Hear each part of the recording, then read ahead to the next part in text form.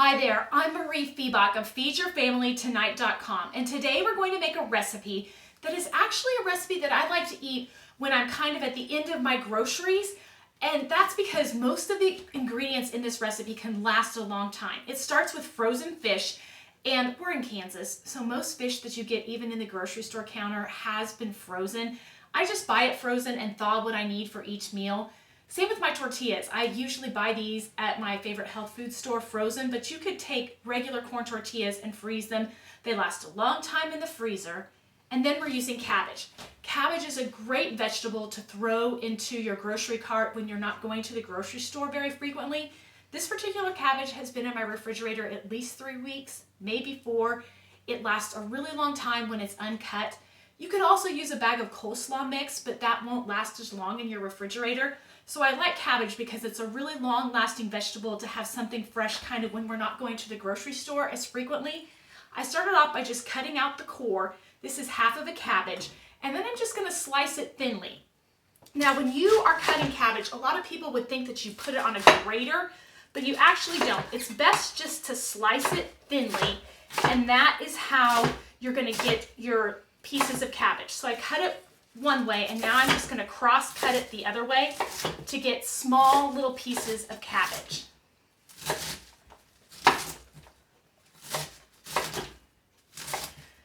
Once you've got all the cabbage cut, you're going to want to put it in a strainer, and I'm going to put this strainer over a bowl. Cabbage tends to leak a lot of water once it gets salt. Have you ever had coleslaw that's gotten kind of watery? To avoid that, we're actually going to make it watery on purpose by putting salt on this cabbage and letting it sit for about 15 minutes. So what I've got here is my half a head of cabbage. It's about 4 cups if you're measuring. And I've got a teaspoon of my favorite coarse sea salt. I'm going to sprinkle that around my cabbage, and then I'm just kind of going to shake it so that it gets all the way through to the bottom layers. And then I'm going to let this sit for about 15 minutes. And what's going to happen is the cabbage is actually going to wilt down a little bit, and that's good because that's going to get the water out of it. Now, to make the sauce, I start with a half a cup of sour cream. You could also use plain yogurt or plain Greek yogurt, and then I'm going to add 2 tablespoons of mayo. I don't measure really hard. I just kind of squeeze. You can measure too.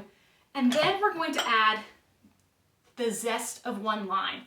I don't have my lime zester here, so I'll add it in a minute afterwards. But you're also going to add the juice of 1 lime. You're going to squeeze the lime juice into the sauce. And then you're going to add a teaspoon of chili powder. And if you like it spicy, I recommend adding a 1/4 teaspoon of chipotle powder. Chipotle powder is smoked jalapenos that has been dried and ground, and that gives it a nice little bite. I'm just going to whisk all the sauce ingredients together, and then after your cabbage has wilted for about 15 minutes, you're going to add it to this sauce, and you're going to come up with a wonderful chili lime slaw. Now, the next part of this dish is the fish, and I like to use just about any kind of white fish. I've done cod, halibut, flounder, whatever I usually find on sale, honestly, is what I use. Today I have a piece of cod, and we're going to create a breading station. So I have here a little bit of white whole wheat flour and some whole wheat panko. You could use regular panko, or if you're gluten-free, you could use gluten-free panko. That works really well too. And I'm going to sprinkle a little bit of salt and pepper over the fish, the flour, and onto the panko, because you want each layer to be seasoned. That's going to help the flavors carry throughout. Once you've added, you're just going to slightly mix the flour and the panko with the salt and pepper.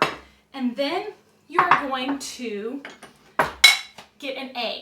And I like to add a little bit of water to this egg. It's going to thin it out a little bit, and it'll help it stick a little bit better. Now, if you have never done a breading station, one of the big tricks I can teach you is to have 1 hand for wet and 1 hand for dry. Otherwise, you end up with a big gooey mess all over your fingers. So my wet hand is going to be my right hand. I'm going to start with this fish, which is wet, and I'm going to dip it into the flour. My dry hand is going to sprinkle flour over it so I'm not getting my dry hand all wet and sticky. Then the fish is going to go into the egg wash. So I've got my dry hand, I'm dipping it into the egg wash, switch to the wet hand. The wet hand is going to go and get the egg all coated on top of the flour of the fish.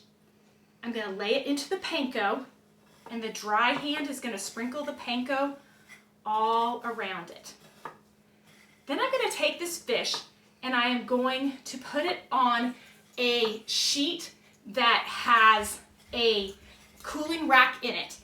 And I'm going to spray cooking spray over it, bake it at 450 degrees for about 15 minutes, and then I'm going to serve it with the tortilla and the chili lime slaw for my favorite fish tacos with chili lime slaw. You can find the whole recipe at feedyourfamilytonight.com. If you have questions, find me in the Feed Your Family Tonight Facebook group. I'm always there to help.